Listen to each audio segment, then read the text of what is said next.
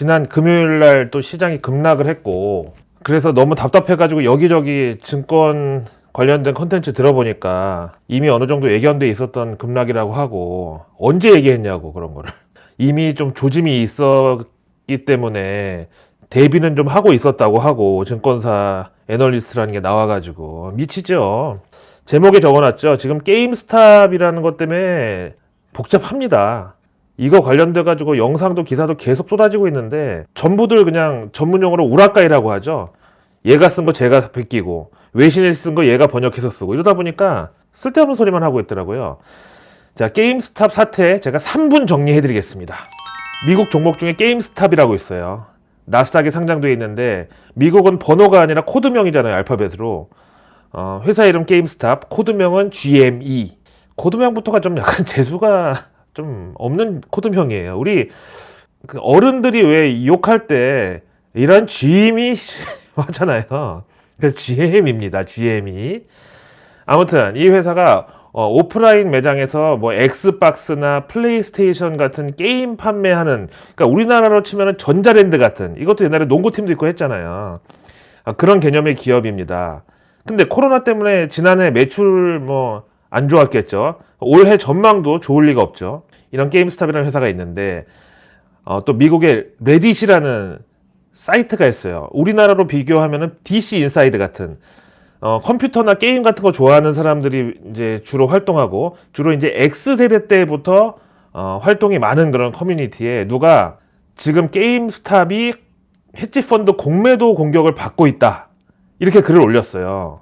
그러니까 이 레딧에서 갑자기 막 불길처럼 일어난 게 뭐냐면은, 이 X세대, 그러니까 여기가 주로 20대 후반에서 40대 그 전자제품 정보 같은 거 주고받는 사람들이 이용하는 사이트인데, 왜 2008년도 서브프라임 사태나 그 리만 브라더스 사태 일어났을 때, 이때 당시에 부모님이 은행에 집을 뺏겼거나 아니면 주변에서 아주 일가족이 일시에 나락으로 떨어지는 그런 거를 이제 본 세대들이잖아요. 갑자기 광분합니다. 그러면서 공매도 이거 우리가 씨를 말려버리자.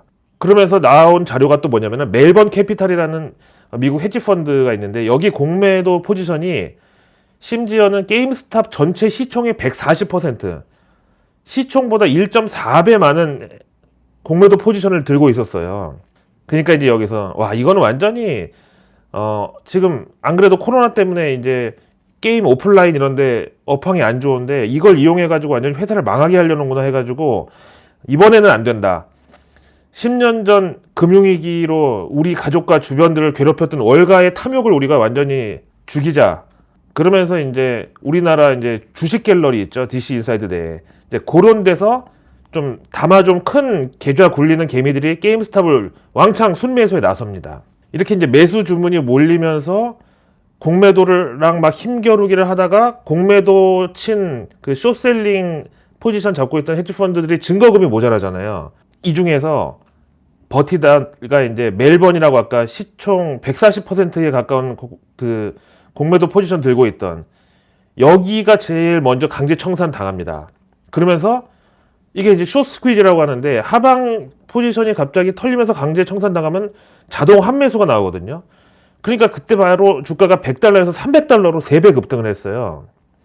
미국은 상한가 제한폭이 없잖아요. 근데 이런 과정에서 우리나라 한국의 서학 개미들도 소문 듣고 참전을 했습니다. 그러면서 주가가 $500까지 슈팅을 했어요. 근데 갑자기 미국 개미들이 주로 이용하는, 그러니까 우리로 치면 키움증권 같은 로빈후드나 이트레이드 증권 이런 데서 게임스탑을 매수하려고 그러는데 매수 버튼이 없어졌어. 비활성화가 됐어요. 이거 우리나라 신한금융투자도 일시 매수 금지됐었거든요. 그때 개미들이 또 들고 일어납니다. 여기저기 고발하고 어떤 증권사가 헤지펀드에 돈 먹었냐 막 난리가 나죠. 이렇게 해서 이제 개인들 매수가 끊기니까 주가가 다시 $100대로 급락을 했어요. 그러다가 이제 개미들이 항의하면서, 다른 개입이 안 돼 있는 그 증권사들은 게임스탑 매수가 되니까 거기를 통해서 재매수 들어가거나, 그 개미들로 인해서 다시 주가가 $300를 넘겨서 장을 마감했습니다. 이게 다 지난 일주일 동안 딱 있었던 일이에요. 근데 그 와중에 다행인 거는, 우리 서학개미들은 또 평소 이 단타로 이 단련된 실전 근육, 그 다음에 눈치 또 빠르잖아요. 분봉 차트 보고 막 T 차트 보면서 막 그 또 매사기를 동원해가지고 거의 고점에서 많이 먹고 나왔다고 합니다. 근데 아무튼 미국에서도 이게 화제가 되면서 또 바이든 정권 초기잖아요. 그러다 보니까 이렇게 개미 투자자들과 월가의 탐욕을 징벌하겠다는 어떤 그런 그 기관과 개인의 대결, 어떤 그 월가 기득권과 이 일반 개인 투자자들의 대결, 뭐 이렇게 이제 구도가 형성이 돼가지고 화제가 됐는데, 이거 가지고 미국 증권거래위원회 그 SEC에서 사태를 모니터링하고 있다 이렇게 해서 약간 구두 개입을 했습니다. 근데 이게 우리나라의 일화가 이제 전해지다 보니까 이상한 나비 효과가 또 음모론에 등장을 한 거예요. 지난 금요일 우리 증시 이제 외국인 대량 매도로 진짜 폭락했잖아요. 근데 이걸 가지고 이 월가 헤지 펀드들이 지금 게임스탑 때문에 거의 파산 직전에 내몰려가지고 한국이라는 ATM에서 또 돈을 빼가지고 거기 충당해야 되기 때문에 우리나라에서 외국인 자금 다 빠진다, 대량 인출 시작된다, 이런 리만 브라더스 사태 당시에 그런 데자뷰 같은 시나리오가 막 시장에 돌은 거죠. 근데 이거는 제 런던 오빠 이름을 걸고, 제가 예전에 한국경제 초대 외신캐스터 겸 전문위원의 타이틀을 걸고 말씀드리면 전혀 말이 안 됩니다. 게임스탑의 공매도 포지션 잡혀있는 헤지펀드 총 규모가 4조. 근데 어떻게 이게 리만 브라더스하고 같은 파급력이냐고요. 리만 브라더스 파산 당시 그 부채가 680조. 그리고 이번에 바이든 행정부 경기부양책 규모만도 이제 하원 통과 앞두고 있는데 이것만 160조인데요.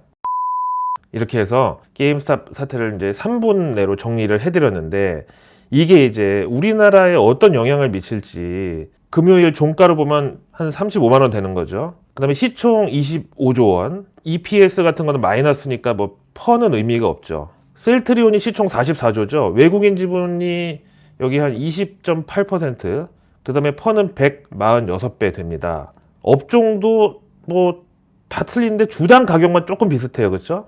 그래서 과연 게임스탑 사태가 어떤 나비 효과로 우리나라 증시에 올 것이냐. 분명한 거 하나는 이제 공매도라는 제도에 대해서 개인들도 그냥 어쩔 수 없는 기관의 횡포라고 기다리지 않는다는 거예요. 그럼 공매도에 시달린 종목 중에 대표적인 거 셀트리온 아니겠습니까? 근데 현재 우리나라는 공매도가 지금 금지잖아요.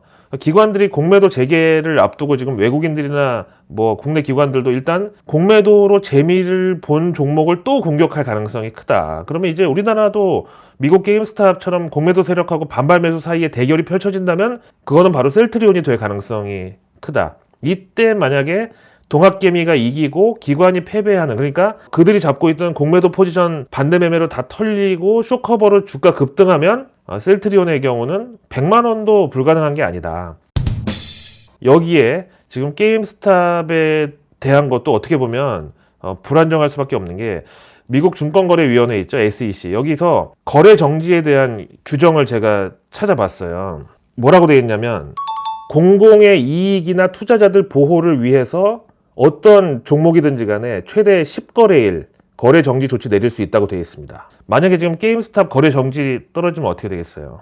공공의 이익이나 투자자들 보호를 위해서라는 규정이 있는데, 미국 증권거래위원회에서 보기에는 지금 헤지펀드하고 개미의 대결이 중요한 게 아니라 헤지펀드도 투자자는 투자자라는 겁니다. 거래 정지 게임스탑에 떨어진다.